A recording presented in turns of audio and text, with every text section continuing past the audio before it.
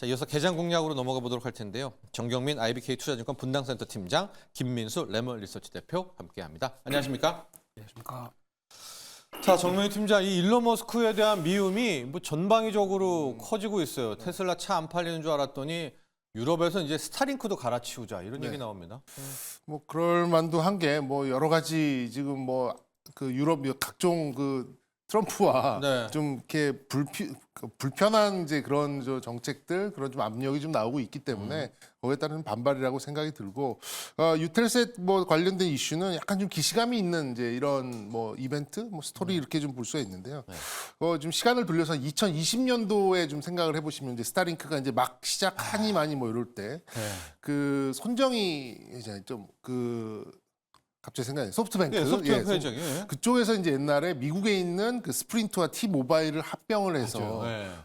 이제 버라이즌과 AT&T를 압박하는 그런 시점이 있었어요. 근데 이런 통신 기관 산업은 사실 좀 기술력이 있는 나라는 굉장히 그 자주력에 대한, 그러니까 이 자주성에 대한 통신의 자주권에 대한 그런 좀 프라이드가 굉장히 강합니다. 뭐 그걸 하고자 하는 그런 것들이 좀 강하기 때문에 당시에 이제 유텔셋이라는 회사는 없었고 이제 원웹이라는 회사에 이제 또 이 손정희 회장이 좀 진출을 하면서 뭔가 좀 다각도로 좀 미국의 통신 시장을 좀 압박하는 그런 상황이 있었는데 그때 이제 돌파구로 찾았던 게 이제 6G라는 개념이 나오면서 그 스타링크가 이제 뭐 시험 사업을 하고 또 막 위성 쏘아 올리면서 이제 그때 이제 인프라를 깔기 시작했거든요. 그래서 뭐 좀 길게 좀 말씀을 드렸습니다만 유럽이라고 미국이나 또 특히나 뭐 자신들 좀 불편하게 하고 있는 일론 머스크한테 이 통신의 자주권을 넘겨줄 리는 없을 것 같아요. 그래서 그런 걸 생각을 해본다면 그때 이제 그래서 어떤 요인이든지 그 원웹이 지금 한번 무너졌다가 다시 이제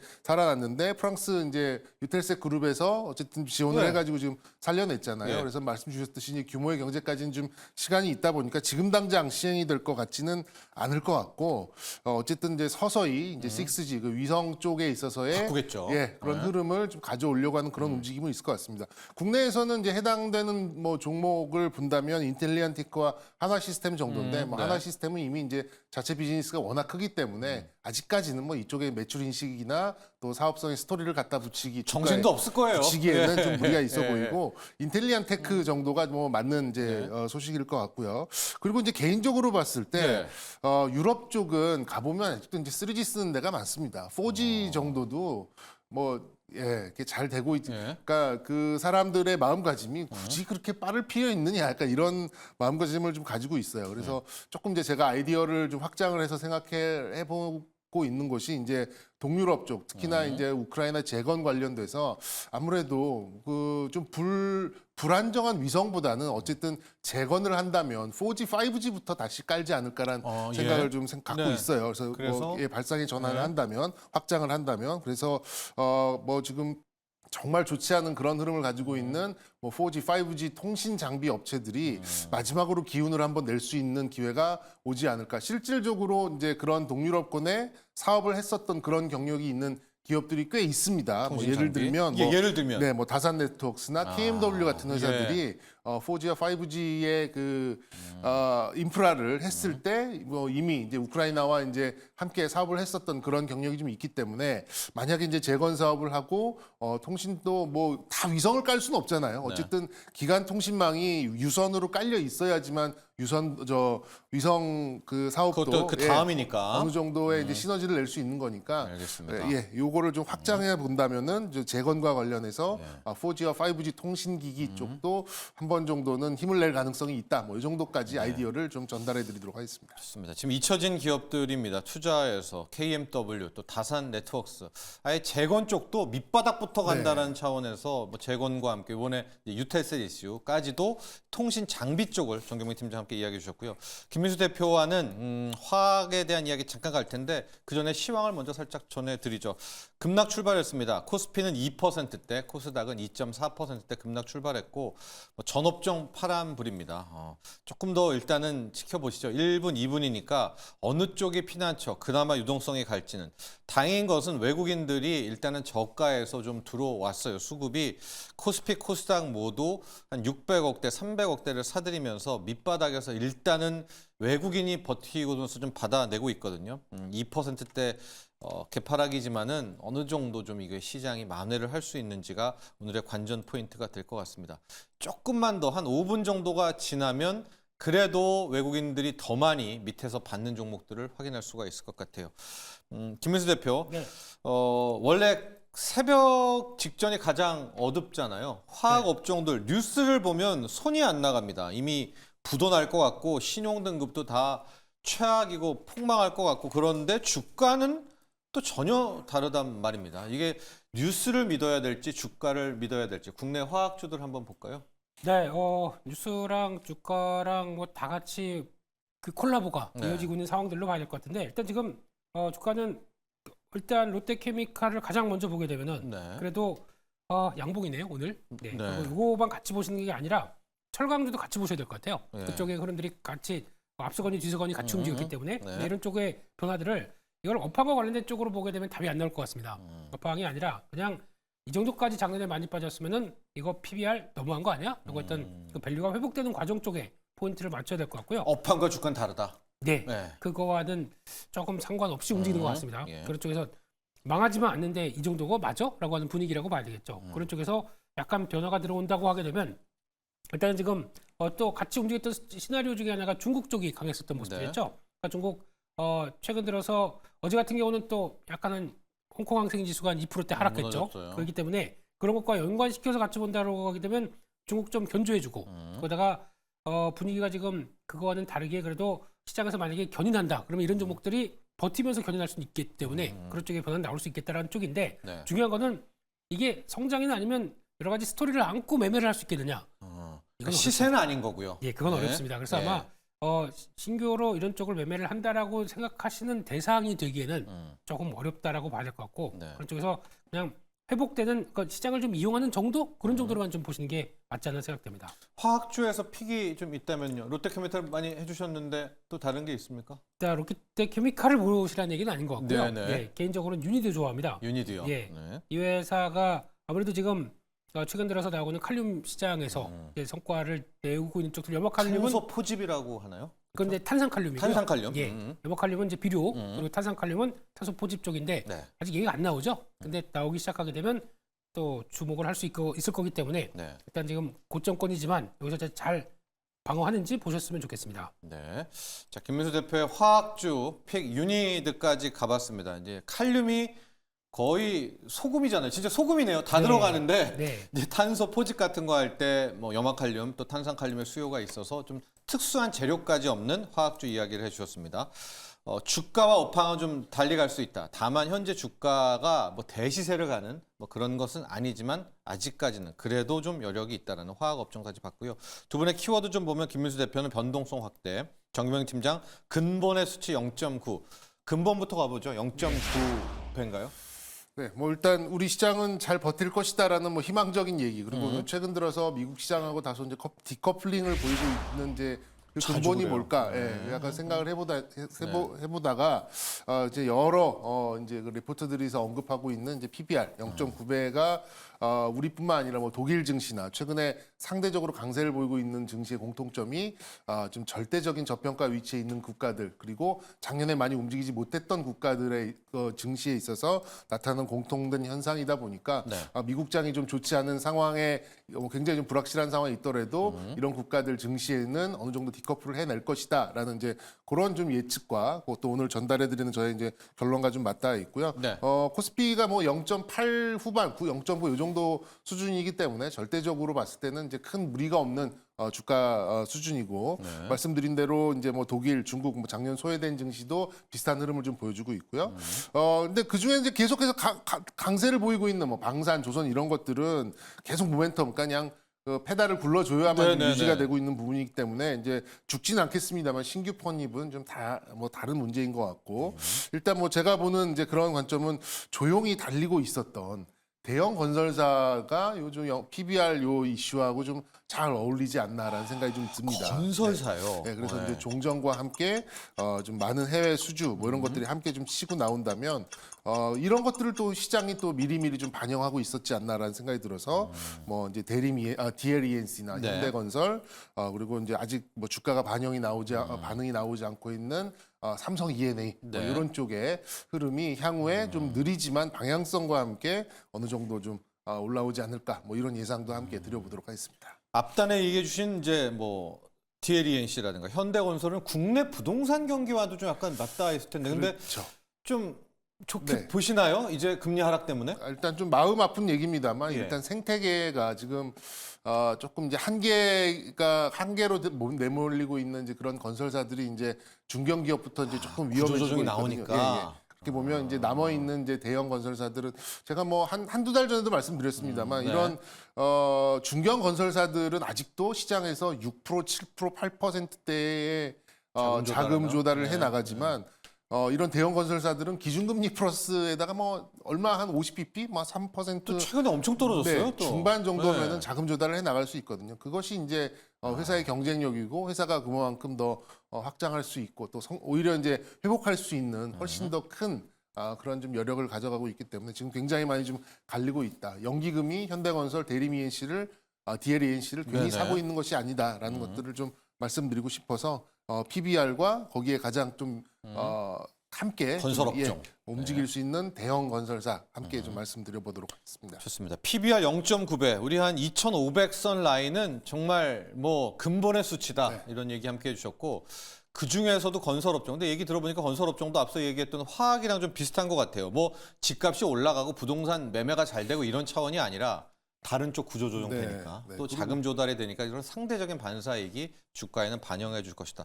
오늘도 좀 보면 삼성 E&A 같은 경우에는 플러스로 지금 돌아선 그런 상황이 그리고 됐거든요. 한화 같은 경우도 어제 이게 굉장히 강세를 보였었는데 이제 뭐 상법에 관련된 이제 뭐 개정안. 상법 개정 뭐 그런 얘기도 있습니다만 한화가 한 4, 5년 전에 한화 건설을 합병을 했거든요. 맞아요. 그러니까 이제 네. 한화 이 자체에 건설 사업이 들어있는 상황입니다. 예, 근데 이제 예. 그 가치 특히나 이라크나 중동 쪽에서 큰 사업을 해봤었던 이제 한화 건설에 대한 가치가 조금 예. 좀 부각이 되면서 좀 거기에 좀 이렇게 좀 강세가 좀 함께 나온 것 같아요. 그런 면에 봤을 때 대형 건설사들 특히나 예. 이제 이런 그룹사에 함께 있는 대형 건설사들 한번 시장과 함께 좀 네. 더 상대 강세를 보일 것이라는 것들을 한번 지켜볼 필요가 있다는 말씀 드려보도록 하겠습니다. 자, 그리고 지금 상황에 업종 하나 빨간불 들어온 게 있네요. 이 우크라 재건입니다. 전진건설로본 2%대, 대동기호 3%대, SY 스틸텍. 요 업종 하나가 뭐 사이즈는 크지 않더라도 일단 빨간불로 속속속 전환이 돼 있는. 자, 지금 우크라이나의 젤렌스키 대통령 사우디에 도착했다는 이 이슈가 그래도 좀 반영되고 있는 것 같고요. 김수 대표와는 변동성 확대 주의보입니다. 네, 아무래도 이번 주에 나올 수 있는 여러 가지 이슈들이 있다 보니까 네. 뭐 그런 거는 뭐 점검한다는 차원에서 잠깐 보게 되면 정부 셧다운 얘기죠, 미국이요. 네, 금요일. 네, 금요일 날인데 아직까지 준비가 안 돼 있다고 봅니다. 네. 이때 또 한번 또 출렁임이 나올 수가 있겠는데 그 관련된 쪽에서 예산을 또 임시 예산이 한번 더 나오든가 네. 아니면 또 9월달 회계 연도 마감되는 예산이 나오든가 둘 중에 하나인데 지금 이런 상황 쪽에서 뭐가 잘 이루어질까 이게 이제 의문이라고 봐야 될 것 같고 네. 그러다 뭐 다 아시는 이번 주 CPI, PPI 있죠. 네, 이쪽들. 수요일입니다. 네, 수요일 PPI는 목요일이고요. 네. 네, 그런 쪽에서 아마 그냥 약간 떨어질 걸로 보는데 또 변화는 체크해야 되겠죠. 게다가 또 국내 이슈가 좀 많다라는 쪽들 이번 주에 또 헌법재판소에 대통령 입지와 관련된 탄핵 네. 얘기들 나올 가능성이 높고 게다가 목요일 날이 선물옵션 동시 만기이고요. 게다가 또 13일 날 상법 개정 관련된 쪽에 국회 통과 그게 크죠. 네. 네, 목요일입니다. 목요일입니다. 네. 네, 이거 관련돼서 파장은 좀 있을 것 같고요. 물론 최종 통과가 되겠느냐 이건 모른다고 하더라도 시장에서 변화는 이제 우리도 이런 식으로 바뀌겠구나라고 하게 되면 준비하는 과정들도 나올 수 있겠다는 쪽에서 근데 민주당이 올려놓고 통과를 안 시키진 않겠죠. 그럼 더 비난을 받을 텐데 올리는 순간 통과 아니겠습니까?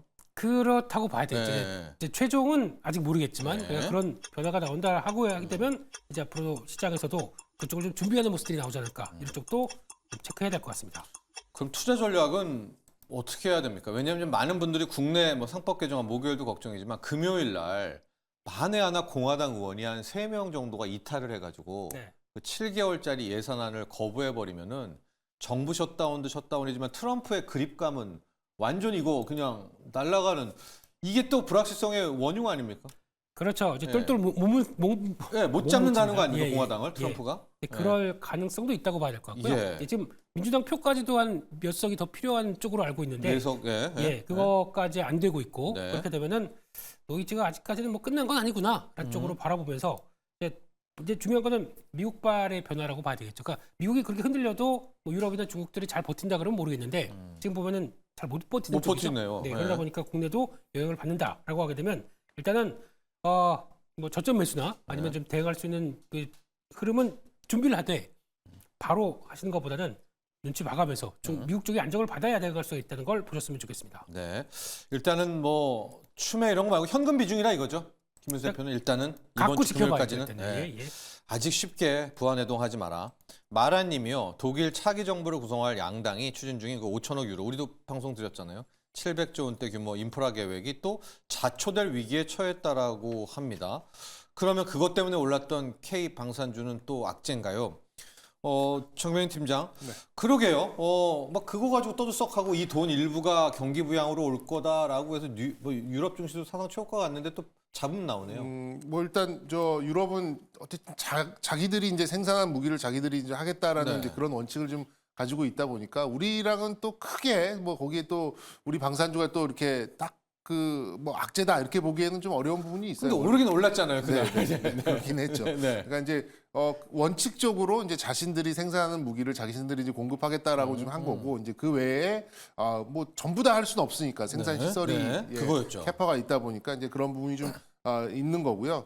일단 뭐 좀 최근 들어서 뭐 밸류가 좀 목에 찬 느낌은 확실히 좀 있긴 있었습니다. 근데 그 와중에 이제 이제 사우디 같이 이제 제3지대 유럽이 아닌 제3지대 특히 중동의 전 돈 많은 기업들이 이제 참여할 것이다라는 얘기가 나오면서 이제 좀 뒤늦게 한국항공우주 같은 게 좀 치고 나가는 이제 그런 모습이었기 때문에 아무래도 뭐 지금 뭐 시장의 조정과 함께 조정이 나온 건 저는 뭐 좀 자연스럽다라고 좀 생각이 들고요. 뭐 지속적으로 방산주들은 자극이 계속 있을 겁니다. 뭐 일단 유럽은 자체적으로 군비 확장을 가져가고 거기에 모자란 부분은 어쨌든 우리나라를 통해서 뭔가 좀 군비 확장을 더 할 가능성이 매우 높아지고 있고 그리고 이제 뭐 그 중동 쪽, 남미 쪽, 제3지역 쪽도 계속해서 또 좀 이 국방비를 또 예산을 늘려난 이제 이런 네. 상황이기 때문에 그런 부분에 있어서는 좋은 흐름을 계속 이어갈 가능성이 좀 높다. 하지만 최근 들어서 좀 너무 밸류가 좀 높아진 종목들에 대해서는 추가 상승에 대해서는 조금 힘겨울 가능성은 좀 있다. 그러니까 좀 기간 조정 가능성이 좀 있고요. 그래도 네. 방산주 중에 하나를 좀 꼽는다고 하면 저는 한국항공우주가 아직 더 보여줄 것이 좀 많지 않나라는 생각이 들어서 지난번에 이어서도 한국항공우주에 대한 그런 말씀을 좀 드리고 싶습니다. 예, 한국항공우주 완전 버려져 있었을 때 정경민 팀장이 이건 아니다. 폴란드라는 나라 그 수주 자체를 깰 수는 없다. 이제 그런 얘기를 계속해 주셨었는데 그 뒤로 주가는 이미 넘사벽까지 온 것 같은데 괜찮다고요?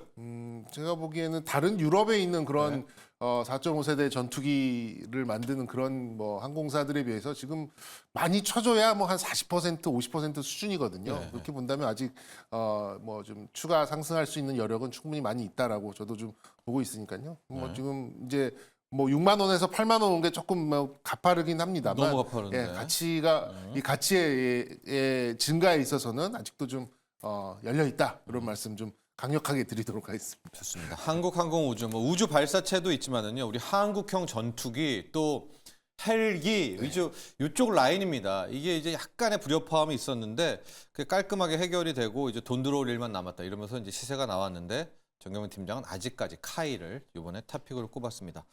김민수 대표와 HLB 얘기를 해야 될 것 같아요. 어제 정말 뭐 하한가 갔다가 다시 나오고 찌라시가 여기저기 나오고 있고 3월 셋째 주, 뭐 넷째 주라고 이야기하시는 분들이 있습니다. 최종 마지막 관문이 되겠는 거죠? HLB 관련한 이슈 볼까요? 네, 이거를 뭐라고 말씀드리긴 좀 어려울 것 뭐 같고요. 그쵸. 좀 누구도 모르는 거죠. 네. 큰 틀로 봤을 때 네. 그러니까 오늘 같은 경우도 만약에 코스닥에서 시장을 방어한다.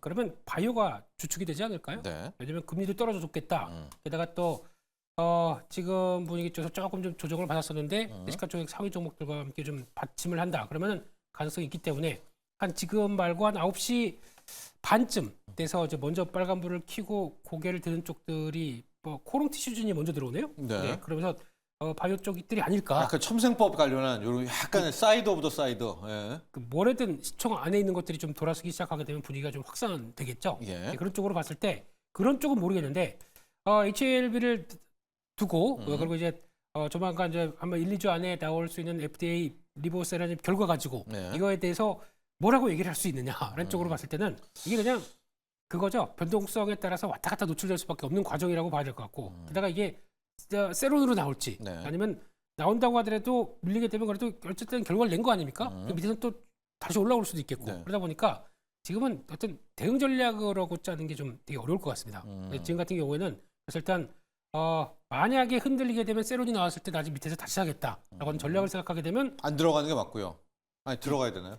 그걸 보고 지금 그러니까 그렇게 네. 되면은 들어가야 되겠지만 네네네네. 그것만 보고 지금 여기서 지금 사서 그 얘기 나오게 되면 무조건 호재라고 대응하기는 좀 어려울 것 같다. 그런 쪽에서 차라리 있으신 분들도 조금 줄여놔서 흔들리게 되면 사는 전략 뭐 이런 쪽으로 좀 약간 선회하는 쪽으로 보시는 게 더 낫지 않을까 그렇게 바라보고 있습니다. 견뎌야 되겠죠 변동성을요. 네. 네. 그래도 이제 HLB를 좋아하시는 분들은 이거 가지고 올라가고 뭐 프리 받은 게 없기 때문에 이제 된 거예요. 그때 유한양행도 한번 대구 오히려 막 세론 나왔잖아요. 네. 그럴 거는 없기 때문에 나름 안전마진 아니냐. 이거 이 얘기는 어때요? 이거 왜냐면 얻은 게 없기 때문에 네. 이게 합격하고 세론 될 일은 없잖아요. 근데 K 증시거든요. 네. 그래서 그렇습니다. 어떻게 튈지는 모르겠습니다. 네. 네. 너무나 그렇게 또 확고하게 가지 말아라. 예. 네, 이런 얘기 좀 해주셨고요. 정경민 팀장 지금 오늘 보면 기아차 같은 경우에 한 0.7%밖에 안 빠졌고요. 또 이마트를 보면 플러스가 좀 나와 있어요. 0.47%. 하고 뭐 이런 종목들 좀 몇 개 보니까 최근에 국내 증시에서 이제 주제 친환 정책을 편다고 해가지고 일괄적으로 막 배당을 작년 말로 배당 기준일을 하는 게 아니라 기업별로 막 분기 배당해서 복잡하잖아요. 지금 3월, 4월 2일까지 배당 기준일이 촘촘히 있는 기업들이 꽤 많이 있네요. 뭐 세아제강도 있고. 요즘 같은 시대에 그냥 이거 하나 표 만들어가지고 가보는 거는 어떤가요? 글쎄요. 제가 보기에는 이제 이런 종목들은 이제 뭐 아까 앞서들어 말씀드렸듯이 이제 그 PBR도 굉장히 좀 네. 뭐 최근 들어서 많이 떨어진 기업들이기도 하고 또 주주 친화책도 상당히 이제 좀 이렇게 천명을 한 이제 그런 네네네. 기업들이기도 합니다. 근데 이제 지금 상황에서 이제 만약에 이런 종목들을 뭐 갖고 계신 분들이야 갖고 계시면 상관이 네, 없겠지만 기준일까지 버티시고. 예, 뭐 네. 신규로 뭐 들어가신다 뭐 이런 것들에 대해서는 조금 생각을 해보실 필요가 있다. 저는 왜요? 이런 네. 생각을 했어요. 그러니까 지금 분명히 FOMC와 이 트럼프와의 약간 이 갈등 관계가 이거 저는 다음 주에 FOMC 할 때 그 지금 트럼프는 침체다 뭐 지금 하강이다 계속 이렇게 해가지고 어쨌든 금리를 3자를 만들고 싶어 하는 네. 거잖아요. 근데 네. 제가 볼 때 다음 주에 FOMC에서 미국 경기 견조하다라고 할 것 같거든요. 그러면 또 미국에서 한 번 또 좀 강한 반등이 나올 수 있는 이제 그런 상황으로 좀 볼 수 있기 때문에 지금 너무 이렇게 좀 이렇게 미세하게 이제 뭐 이런 뭐 몇 퍼센트의 뭐 피해가 있지 말고. 네, 몇 퍼센트의 저 배당 뭐 이런 것들을 이렇게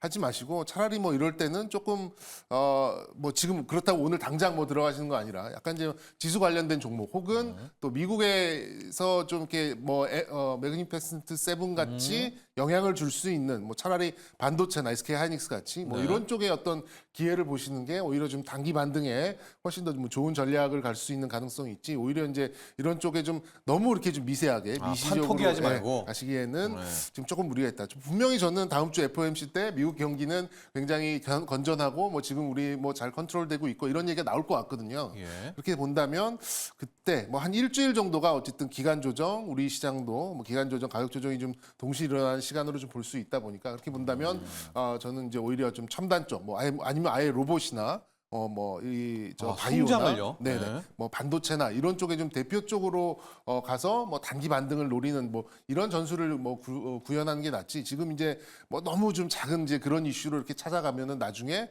좀 오히려 좀 계좌들이 좀 컨트롤하기 어려워질 수 있는 이제 그런 가능성이 좀 있기 때문에 지금은 시장 반등을 노리는 그리고 시장 반등의 타이밍을 보는 이제 이런 전략이 좀 옳지 않을까라는 말씀도 좀 전해드리고 싶습니다. 아, 네. 정경민 팀장은 이제 월가에서는 뭐 이게 조정이 여름까지도 길어질 수 있다 이런 얘기는 나왔지만 단기적으로 보면 다음 주 이제 FOMC가 있겠고 네. 연준이라는 일종의 구원 투수가 있습니다. 연준은 집값 하락은 원하지만 주식 빼기는 그렇게 안 원할 수는 원하니까 어느 정도의 또 미국 경제 견조 발언을 하게 될 때 상승 변동성 나올 수가 있어서 배당 이렇게 피하지 말고 네. 일단은 한번 정면 승부로 가는 것이 현 타점에서는 또 유효할 수 있다라는 의견을 함께 주셨고요. 지금 보니까 재건주들도 쭉 빠졌고 통신주 중에서 SK텔레콤이 한 0.3% 정도, 0.5% 정도가 좀 올라와 있고요. 김수 대표 지금 좀 이거 거의 종목으로 가야 될 것 같아요. 이게 뭐 뚜렷한 게 없어서 그렇죠? 플러스 종목이라든가 종목 중에서 좀 공략할 포인트 한번 잡아보도록 할까요? 네, 뭐 업종에서는 찾긴 좀 힘들 것 같습니다. 현재는. 오늘은 그 종목이라고 하더라도 오늘 만약에 대응을 한다라고 하게 되면 딱 눈에 띄는 건 뭐 사료 쪽 사료주. 이런 거, 네, 뭐 이런 거 맞아요. 그냥 최근 그러니까 며칠 사이에 보게 되면 지금 세계 식량기구 그 식량 가격도 3개월 만에 다시 터냈다 네. 한쪽이고 거기다 관세 전쟁 들어온 쪽도 이쪽이고 그러면 거기서 촉발되는 거는 뭐 사료, 비료 이런 쪽들이었다 보니까 그런 쪽들은 모르겠습니다만 이거를 지금 아까 우리 이제 팀장님 말씀하셨듯이 지금 이런 작은 거에서 붙겠느냐 아니면 좀 그림 보고 다음에 움직이는 변화를 보고 액션을 취하겠느냐 네. 그러면 조금 더 편한 거는 차라리 미국 시장 조정받을 만큼 조정받게 되면 또 반등도 세게 나올 거 아닙니까? 네. 그거를 겨냥하면서 좀 시기를 사는 게 더 좋지 않을까 그런 쪽으로 바라보게 되면 주 후반 때 좀 더 밀린다 그러면 차라리 그쪽에 베팅을 하는 게 나을 것 같습니다. 오히려 네. 이런 지금 종목 쪽에서 오늘 당장 뭐 사서 뭐 무슨 5% 10%를 먹어 오늘 뭐 할 생각 예. 말고. 예. 네. 물론 그런 정도의 현금은 있어서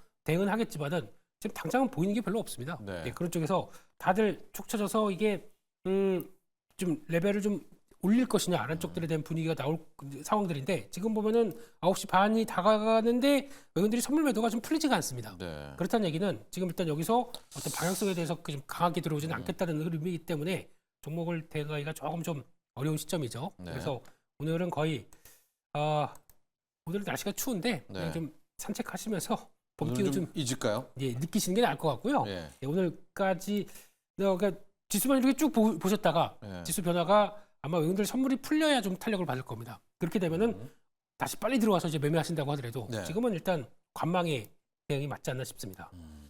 자, 지금 현재 시각 볼까요? 외국인들의 수급이 코스닥은 450억대 순매수를 하고 있지만 코스피에선 또 다시 샀다 팔았다 매매를 하네요. 300억대 순매도. 다만 선물 쪽에 가면 지금 5,600계약 매도를 딱 때려놓고 시장을 안 올리려고 하고 있으니까 이제 김민수 대표는 요거 한 5,600계약이 한 뭐 그래도 3,000계약 밑으로 매도가 좀 빠질 때 탄력을 받으니까 조금 더 선물 매도가 풀리는지를 좀 오늘 주목해 보이는 것이 포인트다 하고 그냥 오늘 하루에 승부를 내려고 뭐 좀 조급해하지는 말아라 이렇게 정리를 해보도록 할까요? 네. 그랬다가 재미 본 적이 별로 없어가지고요. 예, 뛰어들었다가요. 예, 무리하면은 꼭 다치더라고요. 네. 종목으로요. 우리 정명 팀장 한국전력 한번 볼까요? 한국전력이 오랜만에 흑자 냈는데 배당도 한다라고 하고 있고 한국전력 들어가신 분들은 이런 얘기 많이 합니다. 트럼프가 비관세 장벽으로 이제 태클 걸 거 아니에요. 우리도 이제 뭐 대통령 이제 리더십 나오게 되면 우리나라 에너지 가격이 너무 싸다. 전기료 너무 싸다. 이거 분명히 발목 잡을 거다. 한전은 전기요금 올릴 수밖에 없다. 이제 이런 시나리오 좀 가능성이 있나요? 이건 어떻게 보세요? 전기료에 대한 덤핑 관세 뭐 예, 이런 예. 얘기잖아요. 잡는 네. 거죠, 태클 하나. 너희들 그 원가의 전기료가 너무 싸다 뭐 이런 것까지. 그건 근데 사실이고요. 네, 사실 이제 그런 것까지 이제 간섭을 하기에는 좀 쉽지 않은 얘기인데 이제 네. 구조적으로 전력 가격을 좀 이제 올려갈 그럴 가능성은 좀 있어 보입니다. 그래서 한국전력이 지금 뭐 수년째 지금 2만 원대 뭐 이렇게 지금 머물러 있는데 어느 정도 좀 레벨업이 될 가능성이 있어요. 근데 그 요인이 이제 미국에서 트럼프가 니들 이렇게 전기요금 싸냐 뭐 이렇게까지 할 하는 건 가능성은 아니고. 높지 않고요. 근데 트럼프도 지금 국제유가를 낮게 유지하고 싶은 삼저 정책을 가져가고 싶은 이제 그런 부분이 좀 있다 보니까 예. 이걸 이렇게 한국전력이 뭐 그렇다고 이제 무한하게 이렇게 전력 가격을 급작스럽게 올릴 가능성이라기보다는 약간 정상화 뭐 이런 정도로 좀 올릴 가능성이 있고 또 올여름 길다고 하잖아요. 뭐 네. 이런 또 그런 어느 정도 예고 그런 것들을 좀 감안을 해본다 그러면 뭐 저는 뭐 지금까지는 한 25,000원 정도가 뭐 박스 상단이었다면 25,000원 정도가 저는 박스 하단이 되는 정도의 레벨업은 올해 좀 진행될 가능성은 어느 정도 있어 보인다. 근데 또 한국전력을 또 이렇게 샀다 팔았다 매매하신 분들은 많지 없죠. 않기 때문에 뭐 배당 투자나 이런 것들을 감안하신 분들한테는 어느 정도 뭐 유효한 그런 종목 중에 배당 하나가 될 정도? 수는 있겠다. 그리고 어느 정도의 레벨업, 뭐 지금보다 저점을 한 10에서 20% 올리는 정도의 흐름은 나올 가능성이 어느 정도 있다라고 좀 볼 수는 있겠습니다만 이걸로 이제 큰 수익을 보고자 하는 분들은 많지 않기 때문에 그렇게 누리지 말아라. 네네. 또 그런 안티 한국 정도까지는. 전력 분들은 죽었다 깨라도 전기요금 못 올린다 이런 분도 계세요. 아마 뭐 죽었다 깨나고 정도는 아니고요. 어느 정도는 뭐 이제 올릴까요? 인상이 필요할 그런 상황이 올 수 있기 때문에 뭐 그런 것들을 감안하면 어쨌든 지금 좀 옅은 추세지만 상승 추세는 조금 더 그래서요. 이어질 가능성은 네. 있다라는 말씀 좀 드리고 싶고요. 그렇게 본다면 박스권 하단이 한 25,000원이 만들어지는 그런 새로운 박스권을 한번 기대해 보도록 하겠습니다. 네, 자 현재 시각 오늘은 외국인 투자자의 선물 수급만 체크하시죠. 5,700여 계약 순매도입니다. 이게 좀 빨리 풀어줘서 한 3,000 계약 매도 밑으로 떨어질 때 시세가 좀 그래도 반등 시세가 나올 것으로 보입니다. 자, 계좌 공략 여기까지 하겠습니다. 오늘 감사합니다.